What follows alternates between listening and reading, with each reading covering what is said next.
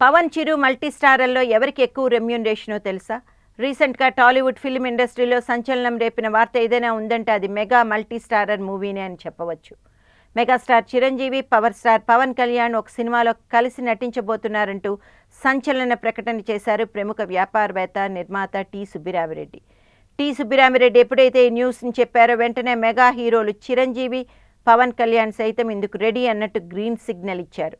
అయితే టి సుబ్బిరామిరెడ్డి నిర్ణయాన్ని అప్పటికప్పుడు తీసుకున్నాడు కాబట్టి మెగా హీరోలతో సినిమా అంటే కాస్త సమయం పట్టేలా ఉంది.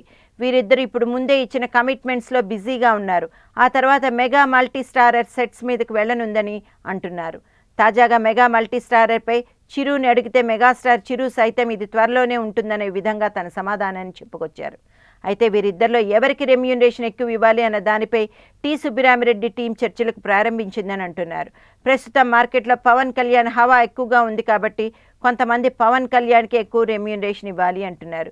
మరి తమ్ముడికి ఎక్కువ ఇచ్చి అన్న చిరుకు తక్కువ ఇస్తే చిరు ఇందుకు ఒప్పుకుంటాడా అనే డౌట్ కూడా చిత్ర యూనిట్ని వెంటాడుతోంది. పెద్ద పెద్ద డీలింగ్స్ని క్షణంలో సెట్ చేయగల సమర్థుడు టి సుబ్బిరామిరెడ్డి.